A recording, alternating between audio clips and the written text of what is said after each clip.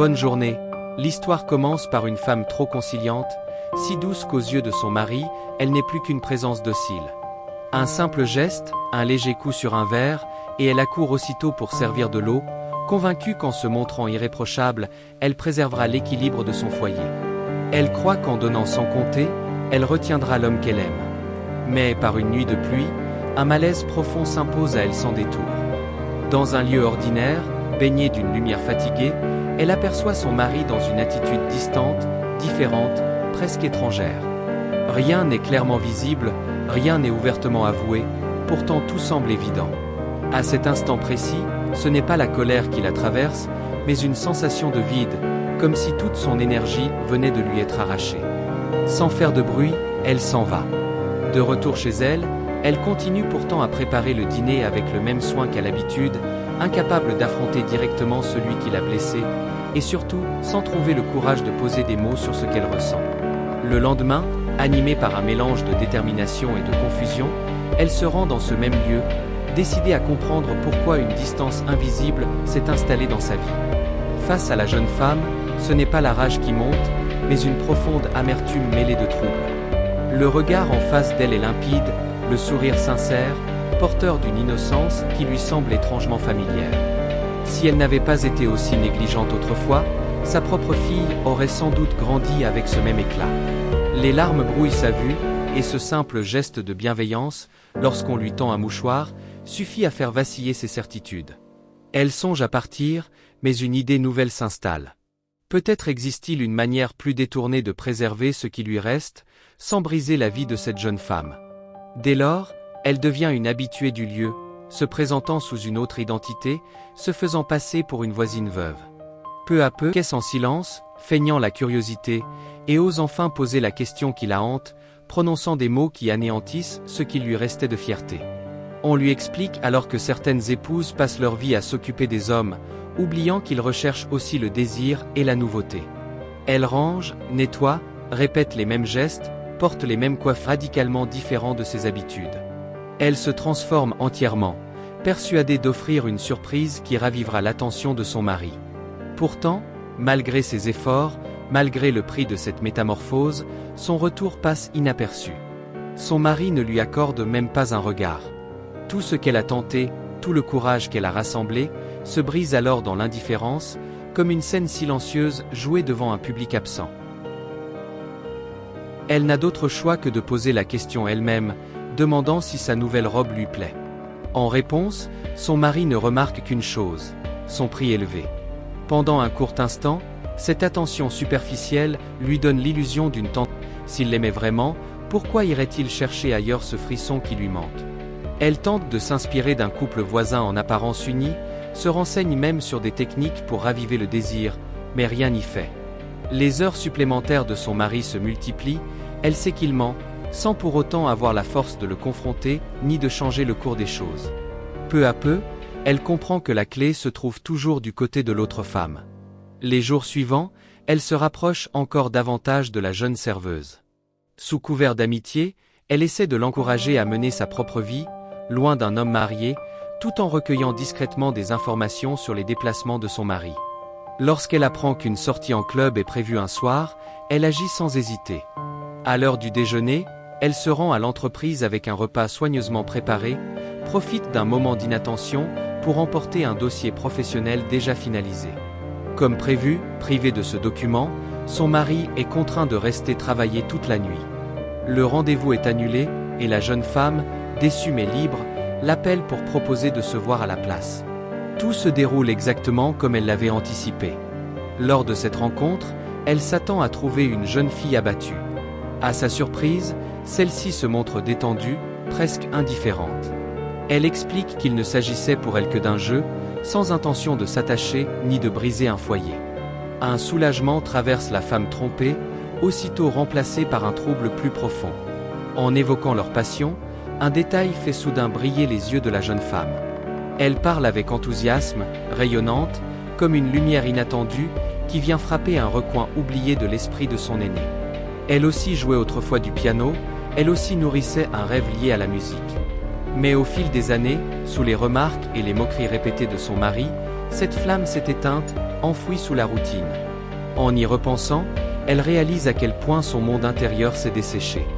Ce soir-là, leur échange est étonnamment léger.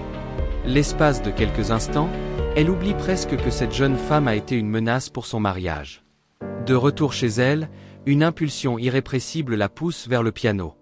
Elle s'assoit lentement, soulève le couvercle, pose ses doigts hésitants sur les touches, comme si elle retrouvait un vieil ami. Les premières notes sont maladroites, incertaines, puis quelque chose se réveille. La musique devient fluide, sincère, libératrice.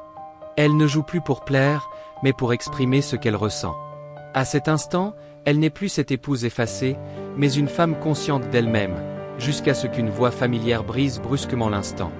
Les critiques tombent, la magie disparaît, le silence s'installe. Elle se conforme encore une fois à ce qu'on attend d'elle, mais au fond de son regard, quelque chose a changé. La mélodie interrompue ne s'éteint pas pour autant.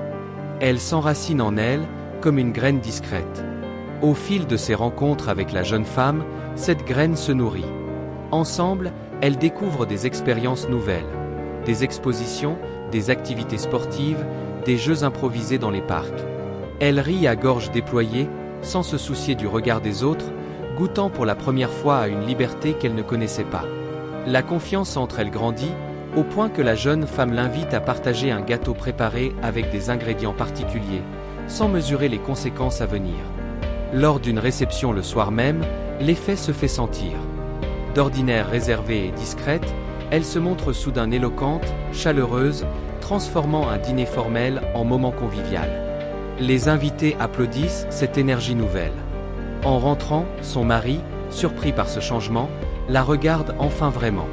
Cette nuit-là, ils chaussent des rollers et traversent les rues désertes, riant comme des adolescents en fugue. Cette parenthèse semble raviver chez lui un attachement oublié. Le lendemain, il lui propose un véritable rendez-vous. Mais la date coïncide avec le premier concert important de la jeune femme. Elle devrait se réjouir d'avoir été choisie. Pourtant, en entendant la tristesse de son ami face à cette absence, son cœur se serre. À la dernière minute, elle annule son rendez-vous conjugal et se rend au spectacle pour la soutenir. Devant la scène, elle applaudit sincèrement cette réussite, même si une musique jouée à deux, évoquant un lien maternel, ravive sa propre douleur. Le concert est un succès, mais la jeune artiste avoue ensuite, le cœur lourd, être tombée amoureuse d'un homme qui ne lui appartient pas.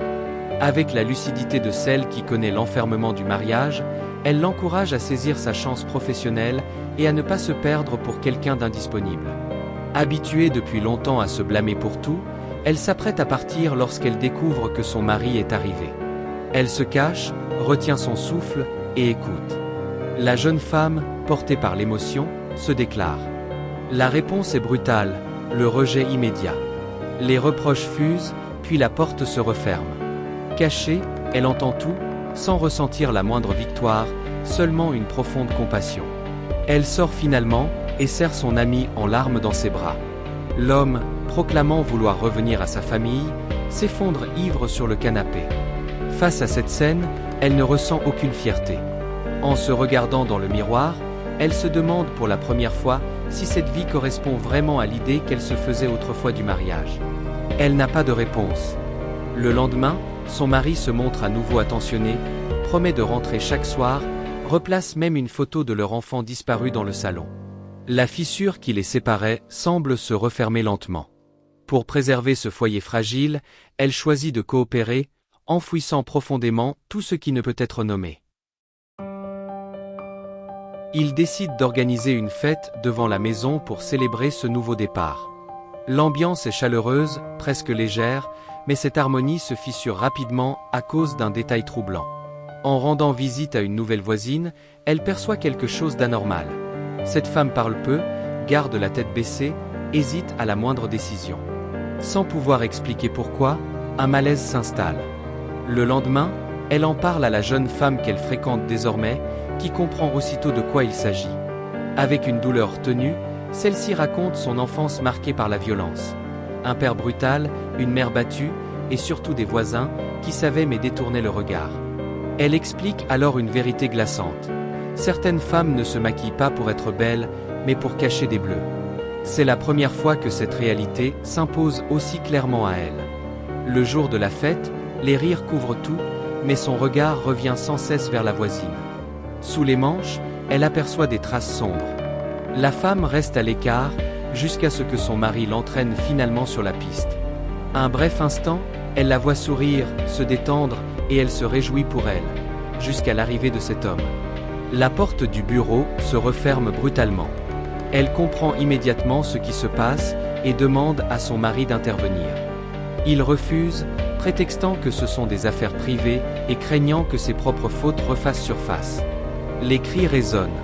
Incapable de rester immobile, elle rassemble son courage et entre. Malgré la peur, elle se place près de la voisine, pose doucement une main dans son dos tremblant. Face à ce regard déterminé, l'homme perd soudain de sa superbe. Il décide de partir, et la femme le suit, soumise. Cette scène lui serre le cœur, mais ce qui la blesse le plus, c'est l'indifférence de son propre mari. La colère longtemps contenue éclate enfin. Pour la première fois, elle lui reproche sa lâcheté. En retour, il n'exprime aucun remords et va jusqu'à défendre l'agresseur. Puis, pour détourner la conversation, il prononce des mots cruels, rouvrant la blessure la plus profonde. Elle pâlit. Toute force la quitte. Il a touché juste, elle n'a pas été une mère parfaite. La digue cède, et le drame qu'elle a toujours caché refait surface. Ce jour-là, autrefois, elle avait oublié de fermer la porte du jardin. Sa petite fille était sortie, et un accident l'avait emportée à jamais. Depuis, la culpabilité l'a poussée à devenir irréprochable. Épouse modèle, femme effacée, toujours prête à se corriger, comme si cela pouvait racheter l'irréparable. C'est pour cette raison qu'elle a si facilement accepté le retour de son mari. Elle se sentait redevable, convaincue de ne pas mériter mieux. Mais le destin ne s'arrête pas là. La jeune femme refuse désormais de s'effacer et vient affronter la situation. En voulant la raisonner, elle apprend une nouvelle qui la glace. L'enfant à naître est réel, et l'homme a toujours rêvé d'être père. On lui conseille d'arrêter de se mentir et de forcer un choix clair. Partagée entre compassion et culpabilité, elle hésite, incapable de briser cet équilibre mensonger. Un soir, elle prépare un dîner parfait, décidée à tout avouer. Mais au dernier moment, elle ment. Elle prétend être gravement malade, espérant ainsi retenir son mari, gagner du temps et éloigner la jeune femme. Le plan s'effondre lorsqu'elle se retrouve dans une clinique clandestine. L'endroit est sordide, dangereux. Face à cette réalité, elle ne peut plus se taire et raconte enfin la mort de sa fille. Touchée, la jeune femme renonce et quitte la clinique avec elle. À partir de là, elle élabore un nouveau projet. Que l'enfant naisse, qu'il soit adopté par le couple, permettant à chacun de continuer sa route. On lui fait comprendre qu'elle se ment à elle-même, mais elle s'accroche à cette illusion. L'espoir s'écroule le soir même. Un appel enthousiaste lui révèle que l'homme a déjà choisi. Pire encore, celui qui jurait fidélité la veille se permet, dès le lendemain, de promettre sa vie à une autre. Des décennies de mariage s'évaporent en une nuit. En accompagnant la jeune femme à un examen médical, elle tente encore de la raisonner, jusqu'à croiser un visage familier. La voisine, couverte de bandages. La vérité devient impossible à ignorer. Après le départ de l'homme violent, elle frappe à la porte, supplie la voisine de partir. Ce choc agit comme un réveil. Elle comprend qu'elle a toujours fui, alors qu'une autre issue existait. Elle prépare ses affaires, et se rend au travail de son mari, pour demander le divorce. Là, une confession éclate. Son mari a multiplié les liaisons, et l'une d'elles coïncide avec le jour de l'accident de leur fille. Ce soir-là, la porte était restée ouverte à cause de lui. Il le savait. Pour se protéger, il l'a laissé porter toute la faute. Le froid l'envahit, mais sa colère se transforme en lucidité. Elle pardonne à celle qui lui a révélé la vérité, car le véritable responsable est ailleurs. Elle renonce au divorce, non par amour, mais parce qu'un autre plan prend forme. Ce plan implique la voisine. Une mise en scène soigneusement préparée, une lettre d'adieu, des valises déplacées, l'illusion d'un départ. À son retour, elle offre à son mari une dernière chance d'avouer. Il nie encore. Alors, le mécanisme se met en marche. La suite s'enchaîne rapidement. Un homme armé, la peur, le chaos. Elle agit sans hésiter, pousse la jeune femme à l'abri, donne une arme vide à son mari. Les coups partent, incontrôlés. Elle, immobile, esquisse ce sourire qu'elle a porté toute sa vie. Ce sourire a toujours été une armure. Elle souriait pour servir, pour supporter, pour cacher la douleur. Elle croyait que l'amour et le sacrifice suffiraient. Mais une autre femme lui a montré un monde différent. Celui où l'on existe pour soi, avec des rêves, des failles et une dignité. Quand la vérité éclate, ce n'est pas seulement une trahison conjugale qu'elle découvre, mais la négation de sa maternité et de sa valeur. Alors, elle cesse de subir. Sa vengeance n'est pas seulement animée par la haine, mais par une colère profonde, presque maternelle, et par un besoin de justice. Après tout cela, elle vend la maison. Elle repart, accompagnée de l'enfant de la jeune femme, vers une vie nouvelle. Cette fois, son sourire n'est plus un masque. Il est libre, sincère. Le passé ne la retient plus, et devant elle, l'avenir s'ouvre enfin.